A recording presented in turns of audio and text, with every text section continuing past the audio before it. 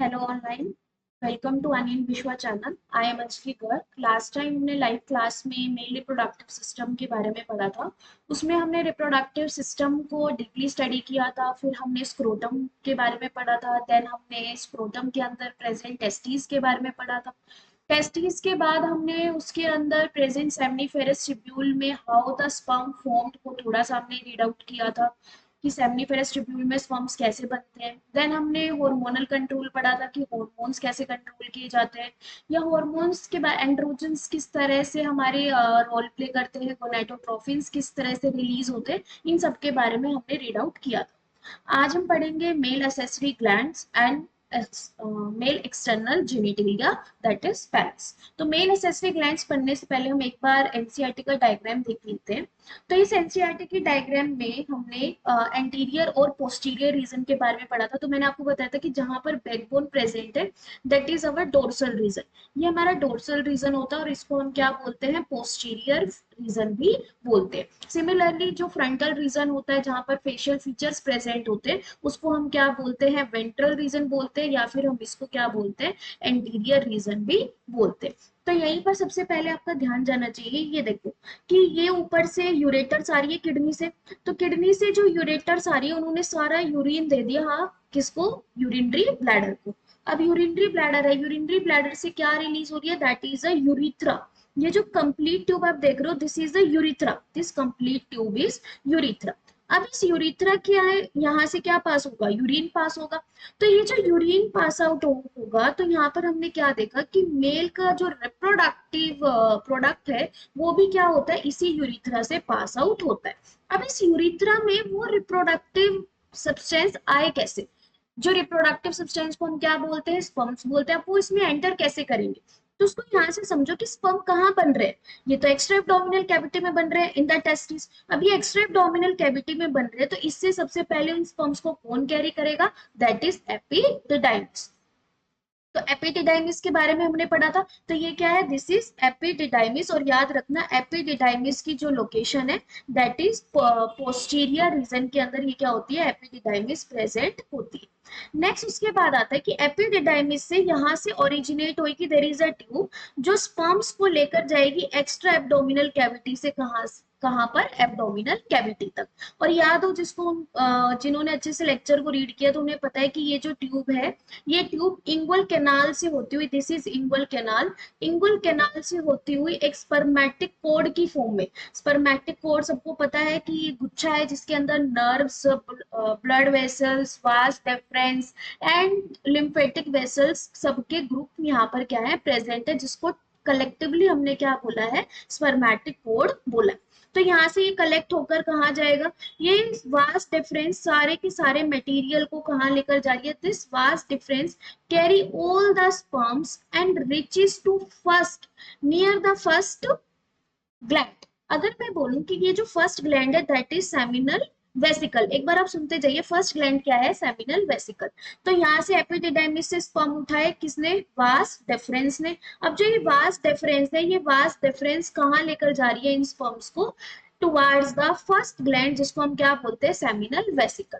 याद रखना, देखो ये यूरेटर आ रही है ऊपर से, ये ऊपर से यूरेटर आ रही है। तो आप एक चीज यहाँ पर नोटिस करोगे कि यूरेटर से ये यहाँ पर कोइल्ड होकर आ रही है, दिख रहा है यूरेटर के ऊपर से ये क्या हो रही है, कोइल्ड होकर आ रही है।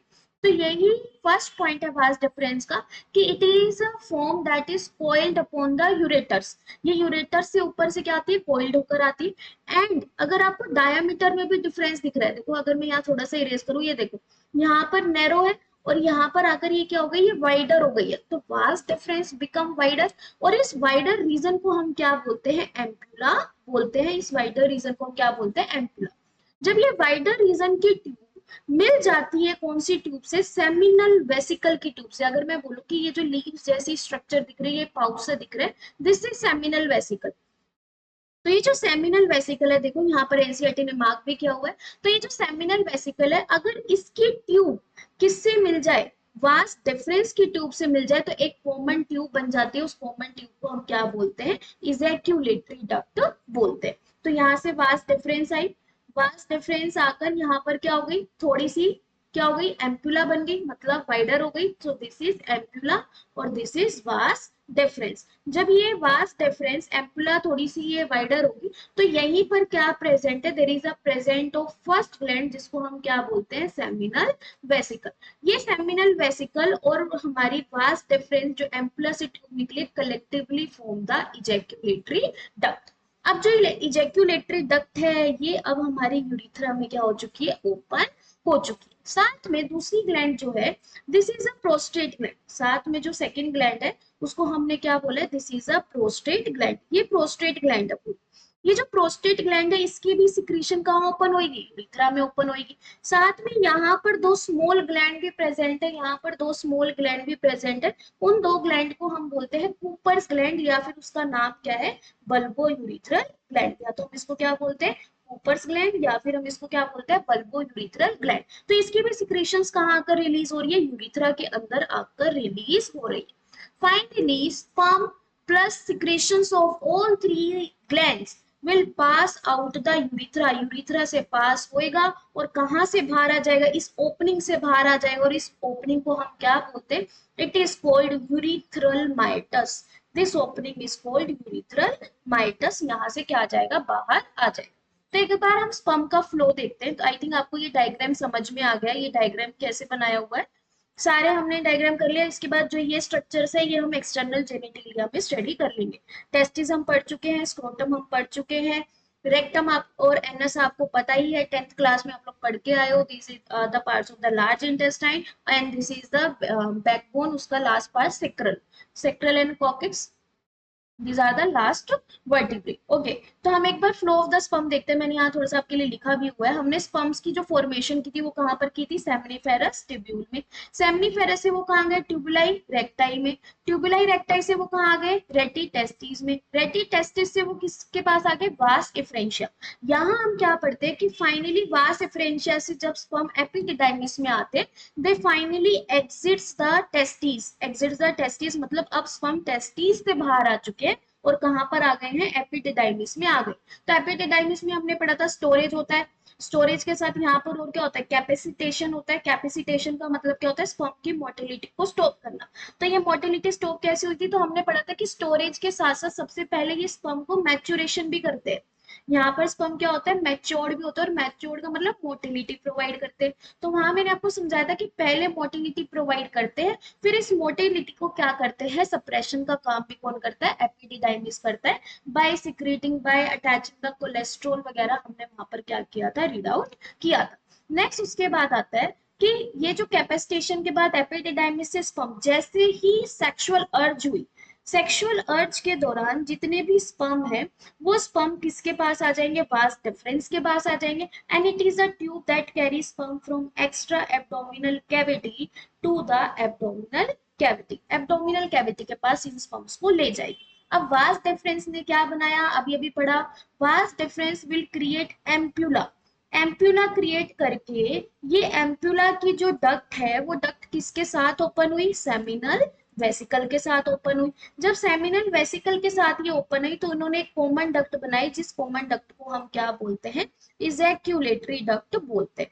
अब इजैक्यूलेटरी डक्ट करेक्टली हम बात करें तो ये फाइनली ओपन होगी कहां पर, यूरिथ्रा के अंदर। इट मींस जो स्पर्म का फ्लो है वो यूरिथ्रा के पास डायरेक्टली कहां से आ गया है, इजैक्यूलेटरी डक्ट से आ गया है।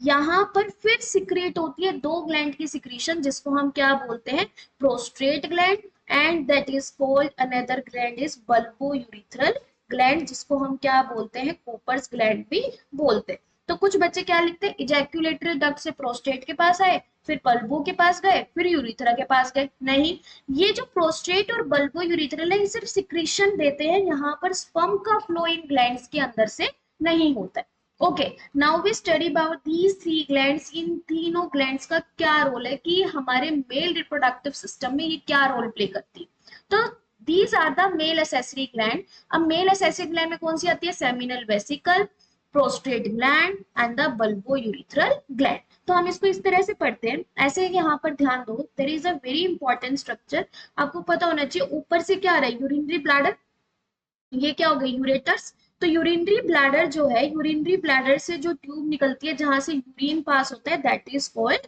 Urethra. that is called urethra. So this is a formation of urethra. अरे कैसे बन गया है, wait a minute. So this is a urethra. तो ये क्या है, this is urinary bladder. ये क्या है, urinary bladder है. This is urinary bladder. Urinary bladder से क्या originate हो रही है, there is a origination of urethra. पर यहाँ पर मैं urethra को complete अभी नहीं लिख रही हूँ. Reason क्या है, due to the presence of glands, urethra को हम 3 parts में divide कर देते हैं. अब उन पार्ट्स के डिवीजन में आपको पढ़ना है, तो पहले हम टेस्टिस के बारे में पढ़ते हैं यहाँ पर. तो इधर टेस्टिस थी, इधर एपिडिडाइमिस थी, और एपिडिडाइमिस से यहाँ से क्या आ रही है, वास डिफरेंस आ रही है, और वास डिफरेंस ऐसे कॉइल करके कहाँ पर आ जाएगी, बाहर, या ऐसे बोल सकते हो ये कॉइल्ड स्ट्रक्चर की फॉर्म में हमारे पास प्रेजेंट होती है. मतलब यूरेटर से ये कॉइल हुई, तो इसलिए यूरेटर से कॉइल हो गई. सो दिस इज वास डिफरेंस. ये वास डिफरेंस, जब वास डिफरेंस यूरेटर से कॉइल हुई तो यहाँ पर क्या बन गया, एक वाइडर रीजन बन गया. इस वाइडर रीजन को हमने क्या बोला, एम्पुला. आई थिंक अब तक तो आपको याद हो चुका है. एम्पुला की जो ट्यूब है वो किससे ओपन होती है, that is seminal vesicle. First gland जो है हमारी, दैट इज सेमिनल वेसिकल. तो क्या स्पर्म सेमिनल वेसिकल से क्रॉस हुए, नहीं. स्पर्म क्रॉस हुए एम्पुला से सीधा इजैक्यूलेटरी डक्ट के पास आ गए. इसीलिए मैंने इस फ्लो के अंदर, जब मैंने आपको फ्लो के बारे में लिखा, तो मैंने फ्लो में आपको यहाँ एम्पुला के आगे सेमिनल वेसिकल नहीं लिखा. सेमिनल वेसिकल ने जस्ट सिक्रीशन रिलीज करी है एम्पुला की ट्यूब के अंदर. ओके, तो यहाँ से आपको क्लियर है. तो सेमिनल वेसिकल है. सेमिनल वेसिकल की सिक्रीशन क्या होती है, it is alkaline in nature. पहली बात, एल्कलीन इन नेचर होती है. सेकंड क्या है कि इसकी जो सिक्रीशन है, this secretion serves a 2/3 part of total secretion of all gland. Total secretion of all gland. सभी सिक्रीशन अगर ग्लैंड की 3 पार्ट्स में हम बांटते तो 2 पार्ट तो किसके रहते हैं, सेमिनल वेसिकल के ही रहते. इतनी ज्यादा अमाउंट में क्या होता है, ये इसकी सिक्रीशन प्रेजेंट होती. अब इसके सिक्रीशन में क्या प्रेजेंट होता है मैम, ये बताओ, हमें तो पता नहीं. So it contain fructose. पहला इसकी सिक्रीशन में क्या होता है, fructose. Then it contains prostaglandins, और इसके पास क्या होता है, प्रोस्टाग्लैंडिन्स होते हैं. नेक्स्ट इसके पास क्या प्रेजेंट होता है, there is a present of fibrinogen. There is a presence of fibrinogen. एक बार हम इनके अमाउंट पढ़ लेते हैं, फिर उसके बाद हम हर एक का फंक्शन पढ़ेंगे. तो सेमिनल वेसिकल समझ में आया. तो सेमिनल वेसिकल की जितनी भी सिक्रीशन थी वो हमारी साथ में कहाँ आ गई है, there comes inside the ejaculatory duct. ये कहाँ पर आ गई है, इजैक्यूलेटरी डक्ट में आ गई है. अब इजैक्यूलेटरी डक्ट में जो भी सिक्रीशन आई है वो कहाँ ओपन होगी, there the all the secretion opens here. एक बार मैं अगर इसको इस तरह से बना दूं, all the secretions open here, या बोल सकते हो ये जो इजैक्यूलेटरी डक्ट है, ये इजैक्यूलेटरी डक्ट इस पोर्शन में जाकर क्या होगी, ओपन होगी. अब सिमिलरली ये ओपनिंग यहाँ भी प्रेजेंट है. तो इससे पता क्या चलता है कि this seminal vesicle is present in pair. This seminal vesicle is present in pair, कि ये पेयर में प्रेजेंट होती है on either side of the urethra.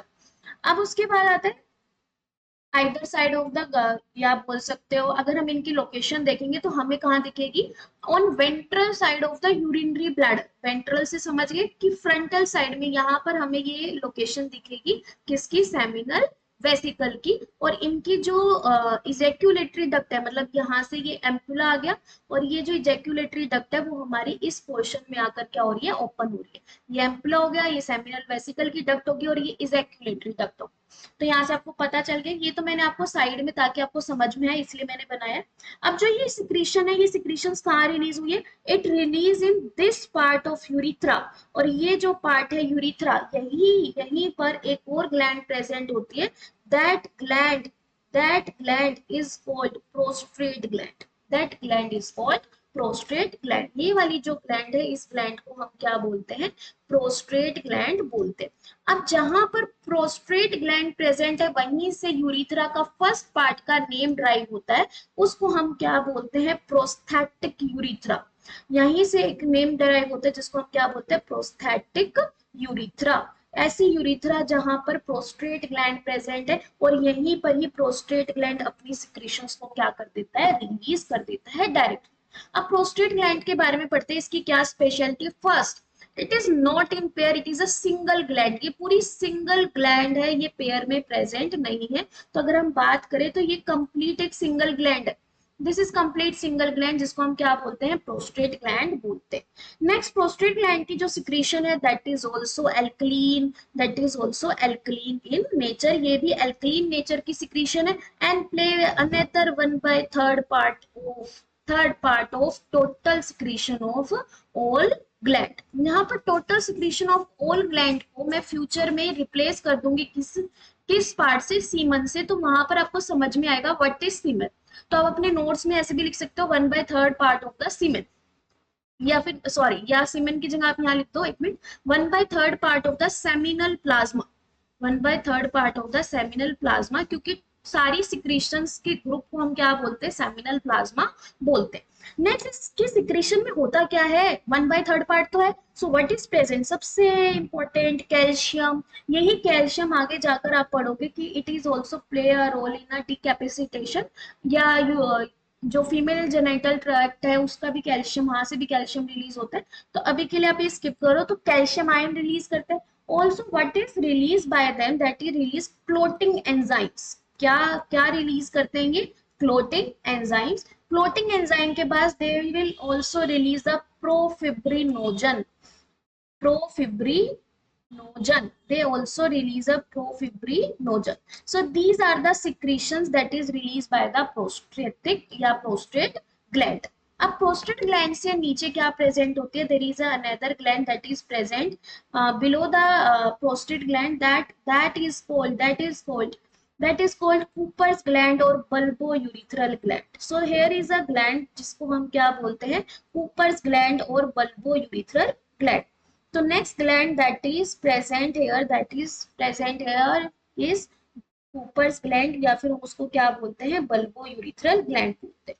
अब मैम इस ग्लैंड की सिक्रीशन तो आपने सेमिनल प्लाज्मा में इंक्लूड ही नहीं करी, 2/3 तो ये हो गया एंड 1/3 ये हो गया, तो इट मीन्स सबसे पहले आपको याद रखना है कि इस ग्लैंड की जो सिक्रीशन है वो बहुत लिटिल रोल प्ले करती है in a complete seminal plasma, but ये बहुत इंपॉर्टेंट भी है। किस लिए इंपॉर्टेंट है, पहले याद रखना इसकी सिक्रीशन का नेचर क्या है, एल्कलीन है। नेक्स्ट, इसके बाद आप याद रखना कि ये जो कूपर्स ग्लैंड है ये सिक्रीशन रिलीज किस टाइम पर करती है, only at the time of sexual arousal, sexual arousal के टाइम पर ही ये सिक्रीशन रिलीज करती है इनसाइड द यूरिथ्रा, यूरिथ्रा के अंदर, नहीं तो ये अपनी सिक्रीशन रिलीज नहीं करेगी। नेक्स्ट, उसके बाद सेक्सुअल अराउजल के बाद इसने यूरिथ्रा में अपनी सिक्रीशन रिलीज कर दी। इसका रोल क्या है, it also help in lubrication, lubrication provide करती है टू द एक्सटर्नल जेनिटलिया, जिसको हम पेनिस बोलते हैं, at the time of sexual intercourse, sexual intercourse के टाइम पर ये स्मूथिंग कर देती है सरफेस ऑफ द पेनिस को, ताकि पेनिस की जो एक्टिविटी है टुवार्ड्स रिलीज ऑफ सीमन को क्या हो जाए, स्मूथली कंडक्ट हो जाए। तो दैट इज कूपर्स ग्लैंड, तो that is a third gland जिसको हमने क्या बोला है, कूपर्स ग्लैंड बोला है। तो अब आपने एक चीज नोटिस करी, सारी सिक्रीशंस एल्कलीन है, रीजन पता है क्या है, why we need a alkaline secretion. अब कोई आपसे पूछे कि हमें एल्कलीन सिक्रीशन की नीड क्यों है, क्वेश्चन है आपके पास, तो एल्कलीन सिक्रीशन की नीड इसलिए है because urethra is a common exit of, urethra is a, या बोल सकते हो it is a common place where both urine and semen, अब ये जो वर्ड है यूनिक न्यू है आपके लिए पर आपको समझ में आ जाएगा, from where both urine and the semen passes. अब जो यूरिन है वो किस नेचर का है, एसिडिक नेचर का है। यूरिन कैसे नेचर का होता है, एसिडिक नेचर का होता है। अगर ये एसिडिक नेचर का है तो हमारे जो सीमेन में मान लो स्पर्म कंटेन करता है, तो स्पर्म इज अ सेल, और सेल एसिडिक नेचर में क्या हो जाएगी, डिजनरेट हो जाएगी या वो खराब हो जाएगी। तो इसीलिए हमें जब सीमेन पास हो रहा है तो उस यूरिथ्रा की लाइनिंग को हमें क्या करना है, एल्कलीन नेचर में मेंटेन करके रखना है, इसलिए the glands release their secretions are alkaline in nature.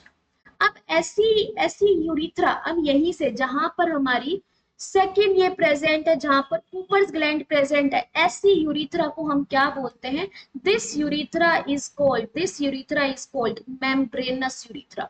इस यूरिथ्रा को हम क्या बोलते हैं, हम यहाँ लिख रहे हैं that is called membranes urethra. इस यूरिथ्रा को हम बोलते हैं मेम्ब्रेनस यूरिथ्रा। मेम्ब्रेनस यूरिथ्रा कौन सी है, जहां पर क्या प्रेजेंट है, कूपर्स ग्लैंड प्रेजेंट। अब इसके बारे में एक यूनिक बात पढ़ते हैं।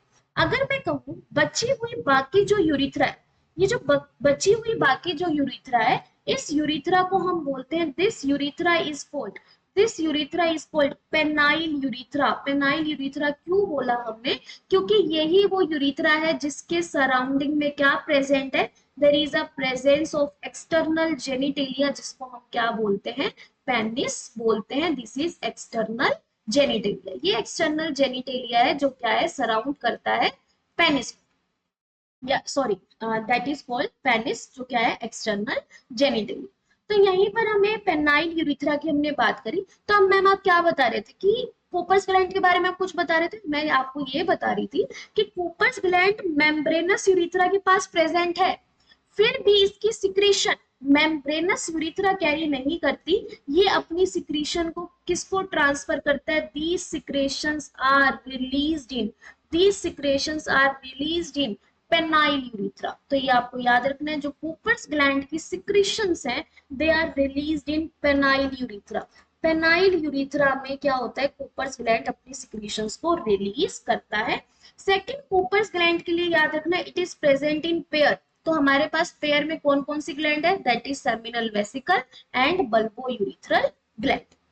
सो यहाँ से आपको ग्लैंड के बारे में क्लियर है। अब हम ग्लैंड में जो हमने पढ़ा है कि क्या क्या रिलीज होता है, हम उसके बारे में पढ़ते हैं, दैट इज फ्रक्टोज। पहले सेमिनल वेसिकल के बारे में हम पढ़ते हैं कि जो ये सेमिनल वेसिकल है इसकी सिक्रीशन में फ्रक्टोज है। याद रखना, fructose is a only form of sugar that found in a male, in a males. और कौन सी फॉर्म ऑफ शुगर है, फ्रक्टोज। तो फ्रक्टोज सिर्फ मेल्स में फाइंड आउट होती है और फीमेल में भी नहीं मिलती है, और मेल्स के भी किसी ऑर्गन में नहीं पाई जाती, सिर्फ कहाँ पाई जाती है, in in the secretions of the seminal vesicle. तो यहीं से fructose play a major role, fructose play a major role in rape detection. इसलिए ये रेप डिटेक्शन में काम आता है, क्योंकि बॉडी का कोई पार्ट तो और रिलीज करता ही नहीं है फ्रक्टोज, ना फीमेल की बॉडी में प्रेजेंट होता, और मेल की बॉडी में कौन कंटेन करता है, सेमिनल वेसिकल। तो इससे हमें पता चल जाता है द फीमेल, या फिर it is a detection of having the sexual intercourse, या फिर ये रेप डिटेक्शन में भी क्या करता है, हेल्प करता है। नेक्स्ट आता है प्रोस्टाग्लैंडिन्स। प्रोस्टाग्लैंडिन्स क्या करते हैं, help in guiding of the sperm in the female genital tract. तो फीमेल जेनाइटल ट्रैक्ट में ये स्पर्म को गाइड करते हैं टुवर्ड्स द यूरिथ्रा। नेक्स्ट आता है फिब्रिनोजन। नेक्स्ट क्या है, फिब्रिनोजन। तो ये जो फिब्रिनोजन है ये बहुत इंपॉर्टेंट रोल प्ले करता है। इसका जो फिब्रिनोजन का जो रोल है वो हमारा कलेक्टिव रोल है, किसके साथ, प्रोस्थेटिक ग्लैंड में जो क्लोटिंग एंजाइम प्रेजेंट है उसके साथ। तो हम इसको पढ़ते हैं, देखो। तो ये जो फिब्रिनोजन है, फिब्रिनोजन मिलकर किसके साथ मिलकर, क्लोटिंग एंजाइम के साथ मिलकर क्या कर देता है, पूरे के पूरे सीमेन को, ये सीमेन वर्ड बहुत बार बार आ रहा है, इसको कुछ भी नहीं, अभी हम पढ़ लेंगे इसको। तो फिब्रिनोजन और क्लोटिंग एंजाइम सीमेन को क्या कर देता है, it converts, it thickens the semen, आप ये बोल सकते हो, इट थिकन्स द सीमेन। और ऐसे सीमेन को हम क्या बोलते हैं, कोएगुलम बोलते हैं। Coagulum, it is thickens the semen, that is called coagulum. Thicken कर दिया, क्यों थिकन किया, to stop the motility of the sperm. Motility of sperm को स्टॉप बोल सकते हैं, डिक्रीज करने के लिए, decrease the motility of sperm को करने के लिए उन्होंने क्या कर दिया, सीमेन को थोड़ा थिक कर दिया। अब ये थिक कर दिया और स्पर्म मूव नहीं करेंगे, तो फीमेल जेनाइटल ट्रैक्ट के अंदर ये क्या वर्क करेंगे। तो होता क्या है, जैसे ये सीमेन थिक कर दिया गया और जैसे ये जब फीमेल जेनाइटल ट्रैक्ट के अंदर एंटर करेगा, वेजाइना के अंदर एंटर करेगा, तो वहीं पर प्रोस्टेट ग्लैंड के पास एक और एंजाइम है, दैट इज कॉल्ड प्रोफिब्रिनोजन। तो जैसे फीमेल जेनाइटल ट्रैक्ट में प्रोफिब्रिनोजन रीच करेगा, तो ये जो प्रोफिब्रिनोजन है, ये जो प्रोफिब्रिनोजन है विल कन्वर्ट या एक्टिवेट, एक्टिव फॉर्म में आ जाएगा, जिसको हम क्या बोलते हैं, फिब्रिनोजन बोलते हैं, या फिब्रिनोलाइसिन बोलते हैं। कन्वर्ट इनटू फिब्रिनोजन या फिर फिब्रिनोलाइसिन, तो इसमें कन्वर्ट हो जाएगा। अब जो ये फिब्रिनोलाइसिन फॉर्म में कन्वर्ट हुआ है, यही फिब्रिनोलाइसिन क्या कर देगा, इस कोएगुलम को क्या कर देगा, इस कोएगुलम को, जिससे ये कोएगुलेट हो गए थे, इस कोएगुलम को वो क्या कर देगा, लिक्विफाई कर देगा। इस लिक्विफाई की वजह से अब स्पर्म क्या जाएंगे, sperm regain their motility, sperm regain their motility, sperm अपनी मोटिलिटी को क्या कर लेंगे, रिगेन कर लेंगे।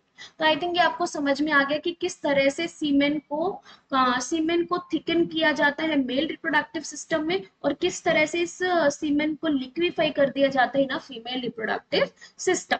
अब यहीं से हम कुछ टर्म्स के बारे में पढ़ते हैं। तो हमें क्या सीखा कि इन तीनों ग्लैंड की जो सिक्रीशन है, इन तीनों ग्लैंड की सिक्रीशन को बेटा क्या बोला जाता है, that is called seminal plasma. क्या बोला जाता है इसको, सेमिनल प्लाज्मा। जब इस सिक्रीशन में स्पर्म मिक्स हो जाता है तो इसी को ही हम किस नेम से पुकारते हैं, दैट इज कॉल्ड सीमेन। इसी को ही हम क्या बोलते हैं, सीमेन बोलते हैं। So what is semen, all three gland secretion plus sperm is called semen. अब हम सीमेन के कुछ फीचर्स पढ़ते हैं। देखो सीमेन के फीचर्स क्या है, अगर आपको, बहुत इजी है, कुछ ऐसा नहीं है। सबसे पहला फीचर क्या है सीमेन का, कि it is alkaline in nature. Obviously alkaline है, तो एल्कलीन है तो इसकी जो एल्कलिनिटी है वो किस तरह से 7.3 टू 7.5 के अराउंड इसकी एल्कलिनिटी होती है। तो ये एल्कलीन इन नेचर होता है। कितनी एल्कलिनिटी होती है इसकी pH, that is around 7.3 to 7.5, इतनी इसकी एल्कलिनिटी प्रेजेंट होती है। नेक्स्ट उसके बाद ये जो सीमेन है, दिस सीमेन कंटेन्स, एक हेल्दी ह्यूमन की बात करें तो एक हेल्दी मैन के अंदर इस सीमन के पास अराउंड 200 टू 300 मिलियन स्पर्म्स क्या होने चाहिए, प्रेजेंट होनी चाहिए। 200 टू 300 मिलियन स्पर्म्स ही क्या बनाते हैं, एक मेल को फर्टाइल बनाते हैं या एक मेल को फर्टिलिटी प्रोवाइड करते हैं। अगर इन स्पर्म का काउंट बिलो 20 मिलियन हो जाए, अगर इन स्पर्म का काउंट बिलो 20 मिलियन हो जाए तो इस कंडीशन को हम क्या बोलते हैं, एजोस्पर्मिया बोलते हैं। That condition is called azoospermia। इसी तरह से एक दो कंडीशंस के बारे में हम और पढ़ते हैं, that is called asthenospermia. Asthenospermia क्या होता है, एस्थेनोस्पर्मिया का मतलब होता है कि जहां पर स्पर्म्स के अंदर मोटिलिटी रिड्यूस हो गई है, मतलब स्पर्म तो है but they having less motile sperm. और ये भी क्या होता है, प्रॉब्लमैटिक होता है, क्योंकि अगर स्पर्म लेस मोटाइल हो जाएंगे तो वो फीमेल जेनाइटल ट्रैक्ट में पहुंच नहीं पाएंगे, मूव नहीं कर पाएंगे अच्छी तरह से। नेक्स्ट आते हैं एक और सिचुएशन, वो भी आपको पता होनी चाहिए, टेरेट्रोस्पर्मिया। टेरेटोस्पर्मिया क्या होता है कि जिसके अंदर या आप जो स्पर्म है वो sperm normal shape and size के नहीं होते, not normal shape and size, normal shape and size के स्पर्म नहीं होते हैं, या उनकी स्ट्रक्चर सही नहीं होती है। तो ये भी प्रॉब्लमैटिक है, अगर स्ट्रक्चर सही नहीं होगी तो वो फ्यूजन में कैसे हेल्प करेगा। So these are the properties of semen. अब सीमेन के बारे में एक और बात पढ़ते हैं, दैट इज कि ये जो सीमेन है, this semen is produced into the male reproductive system। अब ये जो सीमेन है वो प्रोड्यूस हो चुका है, तो जैसे ही सीमेन प्रोड्यूस हुआ है, सो दिस सीमेन, इस सीमेन का बाहर जाना यूरिथ्रल माइटस से, यूरिथ्रल माइटस पता है, opening of the penis, urethral meatus से बाहर जाना, उस प्रोसेस को हम क्या बोलते हैं, इजैक्यूलेशन बोलते हैं, याद रखना। Release of the semen from the urethral meatus या from the male external genitalia is called ejaculation. Male की बॉडी से सीमेन का बाहर निकलना उसको इजैक्यूलेशन बोलते हैं। अगर ये इजैक्यूलेशन फीमेल रिप्रोडक्टिव ट्रैक्ट के अंदर हुआ है, this ejaculation if conduct in female reproductive tract, female reproductive tract में हुआ है तो इसी प्रोसेस को हम क्या बोलते हैं, दिस इज कॉल्ड इंसेमिनेशन।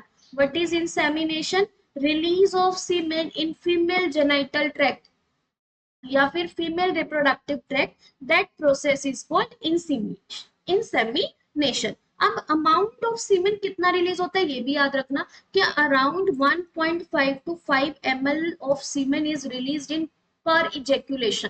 हर एक इजैक्यूलेशन या हर एक इंसेमिनेशन के दौरान क्या होता है, इतना अमाउंट का सीमेन रिलीज होता है। एल्कलीन नेचर का होता है, स्लाइटली एल्कलीन होता है, 7.3 टू 7.5। ओके, नेक्स्ट यहाँ पर क्या आपको याद रखना है, तो यहाँ से आई थिंक आपको ग्लैंड्स बहुत अच्छे से क्लियर है। अब हम पढ़ते हैं एक्सटर्नल जेनिटेलिया। तो ये जो एक्सटर्नल जेनिटेलिया है, ये एक्सटर्नल जेनिटेलिया बहुत ध्यान से पढ़ेंगे। देखो ये यूरिथ्रा, अगर मैं कहूँ इस यूरिथ्रा के सराउंडिंग में there is a presence of मतलब ऐसे एक ट्यूब है और इस ट्यूब को आप चारों तरफ से एक टिश्यू से कवर कर दो। जैसे हम यहाँ तो चारों तरफ से घुमा नहीं सकते, एक पाइप को आपने चारों तरफ से मिट्टी से ढक दिया, तो उसी मिट्टी से ढकने या उस टिश्यू को हम क्या बोलते हैं, दिस इज कॉल्ड ऐसे ही, this is called, wait a minute, this is called corpus spongiosum. This is called corpus spongiosum. Corpus spongiosum क्या है कि ये ऐसा टिश्यू है जिसने यूरिथ्रा को कवर कर रखा है। This tissue covers the urethra, this tissue covers the urethra. अगर मैं यहाँ से हटा तो आप समझ जाओगे पेनिल यूरिथ्रा था, ठीक है।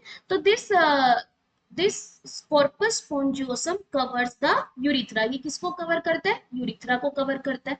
अगर मैं कहूं इस स्पॉन्जियोसम के, ये स्पॉन्जियोसम और यूरिथ्रा एक वेंट्रल डायरेक्शन में प्रेजेंट है। एक मेल की कौन सी प्रेजेंट है? वेंट्रल सरफेस पर प्रेजेंट है, या आप इसको बोल सकते हो एंटीरियर रीजन में क्या है, ये प्रेजेंट है। सो this is present in the anterior reason. Anterior reason it means इस यूरिथ्रा को अगर हम बात करें, अगर हमने इसको इसे कट कर दिया ट्रांसफर सेक्शन, तो अगर हम इसका ट्रांसफर सेक्शन देखें तो that is the front part. This is a front part जहां पर ये यूरिथ्रा प्रेजेंट है, और इसके तरफ यहाँ पर क्या है, कॉर्पस स्पॉन्जियोसम क्या है, प्रेजेंट। ये फ्रंटल पार्ट है और इसके चारों तरफ क्या प्रेजेंट है, कॉर्पस स्पॉन्जियोसम प्रेजेंट। यहीं पर इस यूरिथ्रा के बैक साइड में, बैक साइड अगर हम इसको बोले कि this is the dorsal region, ये डोर्सल रीजन है। यहाँ पर दो ग्रुप ऑफ और टिश्यूज प्रेजेंट होते हैं, very thick group of two tissues, जिसको हम क्या बोलते हैं, corpus cavernosum. That is called corpus cavernosum. तो इसको हम क्या बोलते हैं, corpus cavernosum. This is called corpus spongiosum.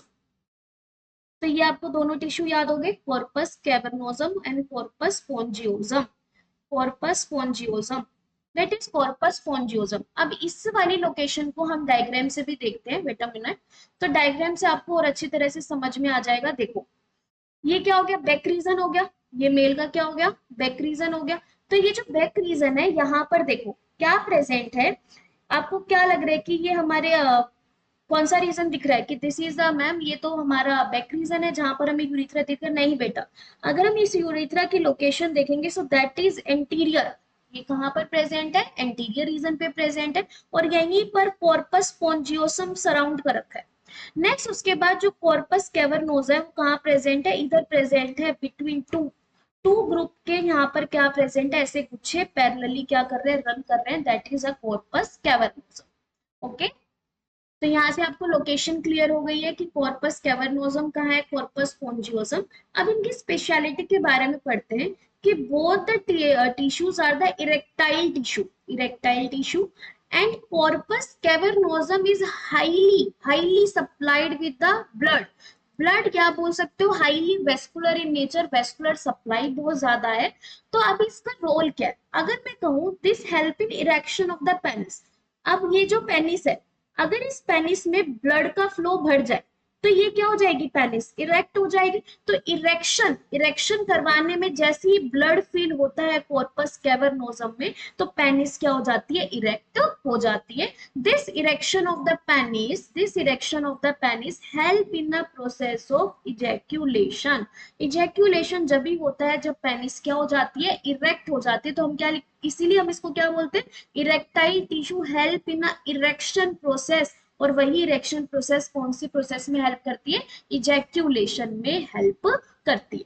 तो यहाँ पर जो बचा हुआ सरफेस है, this surface contains the tissue that is called corpus cavernosum. I think आपको टिश्यू क्लियर है। यहाँ पर क्या प्रेजेंट है, कॉर्पस कैवर्नोसम प्रेजेंट है। There is a presence of a tissue that is corpus cavernosum. तो ये कॉर्पस कैवर्नोसम यहाँ पर है, और यहाँ पर क्या प्रेजेंट है, there is a presence of the blood supply. यहाँ पर इस तरह से डीप आर्टरीज प्रेजेंट होती है जहां पर से ब्लड सप्लाई इरेक्शन में क्या करती है, हेल्प करती है। This is corpus cavernosum.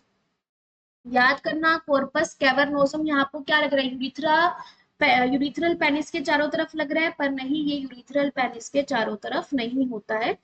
तो इस कंटेक्स्ट को हम थोड़ा सा साइड में कर देते हैं। आई थिंक आपको ये समझ में आ गया है कॉर्पस।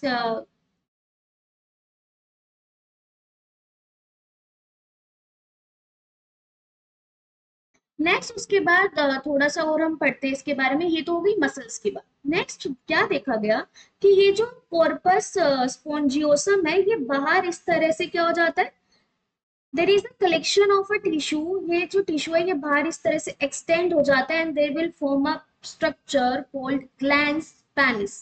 ये क्या बनाता है, एक स्ट्रक्चर बनाता है जिसको हम क्या बोलते हैं, ग्लैंस पेनिस बोलते हैं। It forms a structure called glans penis. तो ये जो स्ट्रक्चर इसने बनाई है, this structure is called glans penis. इस स्ट्रक्चर को हम क्या बोलते हैं, ग्लैंस पेनिस बोलते हैं। किसने बनाया है, याद रखना, it is made up by corpus spongiosum. अभी हम एनसीईआरटी का डायग्राम देखेंगे तो आपको ये सारी स्ट्रक्चर्स दिखाई देंगी जो हम पढ़ रहे हैं। नेक्स्ट, कॉर्पस स्पोंजियोसम के चारों तरफ एक loose fold of skin present होता है। This loose fold of skin is called foreskin. इसको हम क्या बोलते हैं, फोर स्किन बोलते हैं, या फिर हम इसको क्या बोलते हैं, प्रीप्यूस बोलते हैं। That is called prepuce, and the opening of this penis is called urethral meatus। Urethral mites, जहां से क्या होता है, इजैकुलेशन या फिर मिक्चुरेशन की प्रोसेस होती है। मिक्चुरेशन पता ही है आपको, 11th में हमने पढ़ा था कि release of the urine is called micturition. तो यहाँ पर क्या होता है, मिक्चुरेशन की भी प्रोसेस होती है, प्लस यहाँ पर इजैकुलेशन की भी प्रोसेस होती है। तो यहीं से आई थिंक आपको एक्सटर्नल जेनिटेलिया बहुत अच्छे से समझ में आ गया है कि किस तरह से एक्सटर्नल जेनिटेलिया से वर्किंग कंडक्ट होती है। ओके, तो हम इसी चीज को अब थोड़ा सा हम डायग्राम के थ्रू देखते हैं। देखो, दिस इज अ डायग्राम जो एनसीईआरटी में गिवन है। तो इस डायग्राम में आपको पता चल रहा है, एक बार मैं इसको यहाँ से यूज कर दूं, मिनट। हाँ, अब आपको डायग्राम क्लियर है ये। तो यहाँ पर देखो, ये टेस्टिस है, टेस्टिस से ये एपिडिडाइमिस है, एपिडिडाइमिस से ये रिलीज जा रही है वास डिफरेंस। वास डिफरेंस से यहाँ पर देखो, there is a formation of inguinal canal. ये इंगुअल कैनाल है, और यहाँ पर ये जितना भी टिश्यू है ये स्पर्मेटिक पोर से होता हुआ जाता है। तो वो कहते हैं इंगुअल कैनाल, हम आउट ऑफ टॉपिक पढ़ रहे हैं, नहीं आउट ऑफ टॉपिक टॉपिक नहीं है ये। तो ये वास डिफरेंस है। देखो, वास डिफरेंस की पहले लोकेशन देखो। कोई आपसे पूछे कि इसकी कॉइलिंग जो है वो एंटीरियर रीजन से हो रही है, पोस्टीरियर रीजन से हो रही है, तो यहाँ से देखकर आप कमेंट में मुझे बताना कि एंटीरियर रीजन से कॉइलिंग है या फिर ये पोस्टीरियर रीजन से कॉइलिंग है। नेक्स्ट इसके बाद आता है कि ये यूरेटर्स है, ये यूरेटर्स आ रहे हैं। अब यूरेटर्स के बारे में छोड़ दो, आप यहाँ पर ध्यान दो कि ये जो हमारी वास डिफरेंस आ रही थी, इस वास डिफरेंस ने आगे जाकर वाइडर रीजन हो गया। वाइडर रीजन करके क्या बना लिया, एम्पुला बना लिया। और एम्पुला किसके साथ ओपन हो रही है, in a duct of the seminal vesicle, और दोनों मिलकर क्या बना रही है, इजैक्यूलेटरी डक्ट बना रही है।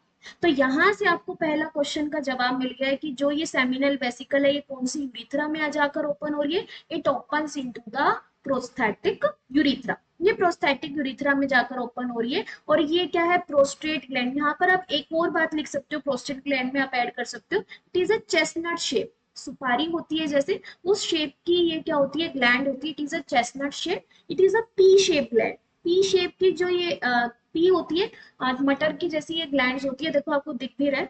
तो this is a prosthetic urethra, और इसने यहाँ पर क्या कर दी, अपनी सिक्रीशंस रिलीज कर दी।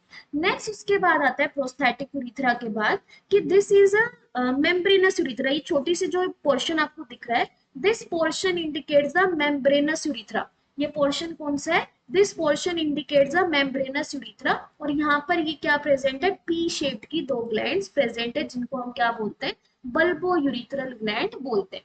बट इनकी जो ओपनिंग है, आप ध्यान से देखोगे, they opens into the penile urethra. इनकी ओपनिंग कहाँ हो रही है, opening occur in the penile urethra.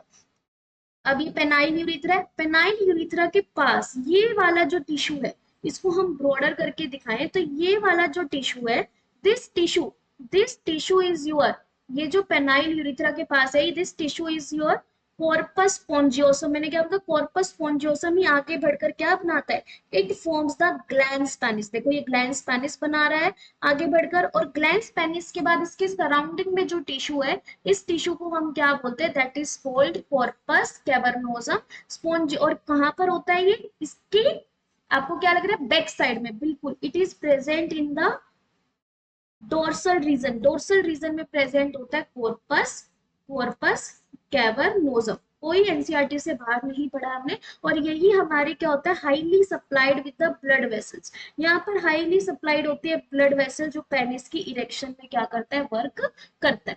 तो इसको ग्लैंड्स पेनिस इज या penis is frontly covered by a skin that is called foreskin, इसी को हम प्रीप्यूस बोलते हैं। Also this is the opening that is called urethral mites. तो आई think आपको एनसीईआरटी के भी सारे डायग्राम्स क्लियर हो गए हैं प्रॉपरली। ये वो वास एफरेंशिया बनाया हुआ है, ये एपिडिडाइमिस, इसका ऊपर वाला जो ये रीजन होता है इसको हम क्या बोलते हैं, पोपट।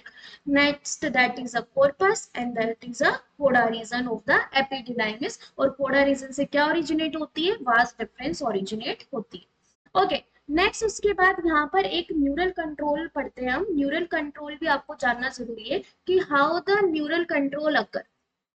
न्यूरल कंट्रोल किस तरह से होता है in the activity of ejection, ejection या फिर आप बोल सकते हो in the activity of erection and ejaculation. किस तरह से इरेक्शन होता है और किस तरह से इजैक्यूलेशन होता है, तो ये आपको पढ़ना है। 1 मिनट में आपको समझ में आ जाएगा, जिसको थोड़ा बहुत सेंट्रल नर्वस सिस्टम या पेरिफेरल नर्वस सिस्टम याद है। तो सेंट्रल और पेरिफेरल नर्वस सिस्टम में क्या था, हमारा ऑटोनोमिक नर्वस सिस्टम और somatic nervous system. Autonomic nervous system के अंदर पैरासिम्पेथेटिक आता था और सिंपेथेटिक। तो सिंपेथेटिक अगर किसी को याद हो तो ये क्या करता था, स्पीड अप कर देता था या जो स्ट्रेस लाइक कंडीशंस लेकर आते थे। और पैरासिम्पेथेटिक क्या लेकर आते थे, उसको नॉर्मलाइज करना या रिलैक्स करना। तो यहीं से हम पढ़ेंगे कि जो पैरासिम्पेथेटिक है, ठीक है, वो रिलैक्स कर रहा है, पर यही रिस्पॉन्सिबल है किसकी, इरेक्शन ऑफ पेनिस करने में क्या है, रिस्पॉन्सिबल है कि erection of penis done by the parasympathetic nervous system.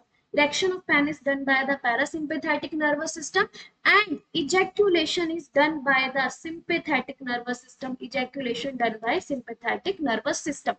अभी होता कैसे, जैसे ही रिलैक्स स्टेट आती है, जैसे ही रिलैक्स है, एक ह्यूमन एक मेल है, वो क्या है, रिलैक्स है। रिलैक्स के दौरान there is a release secretion of, किसकी सिक्रीशन होती है, नाइट्रिक ऑक्साइड की सिक्रीशन रिलीज होती है। इट इज अ रिलीज, या बोल सकते हो नाइट्रिक ऑक्साइड क्या होता है, रिलीज होता है। जैसे नाइट्रिक ऑक्साइड ब्लड में आया, it is a vasodilator. Vasodilator का मतलब पता ही है आपको कि ये ब्लड वेसल्स को क्या कर देगा, ओपन कर देगा, डायलेट कर देगा, जिससे जो ब्लड फ्लो है वो इन ब्लड वेसल्स में क्या हो जाएगा, इंक्रीज हो जाएगा, इंक्रीज ब्लड फ्लो। जैसे वैसोडाइलेशन हुआ, वैसोडाइलेशन का मतलब होता है ब्लड वेसल्स का खुल जाना। और वैसोडाइलेशन होते ही ब्लड फ्लो क्या हो गया, इंक्रीज हो गया। जैसे ब्लड फ्लो इंक्रीज हुआ तो कॉर्पस कैवर्नोजम क्या हो गया, कॉर्पस कैवर्नोजम इरेक्टाइल टिश्यू था, तो इसकी इरेक्टिलिटी क्या हो जाएगी, इरेक्शन कोज होने लग जाएगा। इरेक्शन कोज होते ही यहाँ पर किसकी प्रोसेस स्टार्ट होने लग जाएगी, इजैक्यूलेशन की प्रोसेस स्टार्ट होने लग जाएगी।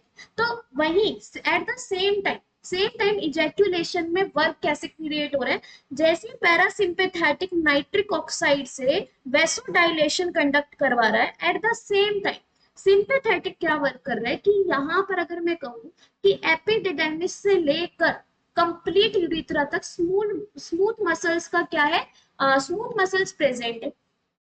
तो वही स्मूथ मसल्स की क्या कंडक्ट करवाता है, ये कॉन्ट्रैक्शन कंडक्ट करवाता है। और इस contraction of the smooth muscles, या आप बोल सकते हो कॉन्ट्रैक्शन ऑफ स्मूथ मसल्स की वजह से किसकी कॉन्ट्रैक्शन होगी, एपिडिडाइमिस की कॉन्ट्रैक्शन हुई, वास डिफरेंस की कॉन्ट्रैक्शन हुई और यूरिथ्रा की कॉन्ट्रैक्शन हुई। तो इनकी कॉन्ट्रैक्शन हुई और यहाँ पर टिश्यू इरेक्टाइल हुआ, कॉन्ट्रैक्शन हुई, यहाँ पर टिश्यू इरेक्टाइल हुआ, और दोनों ने कौन सी प्रोसेस करवा दी, इजैक्यूलेशन की प्रोसेस कर दी। So this is a neural control of ejection and ejaculation.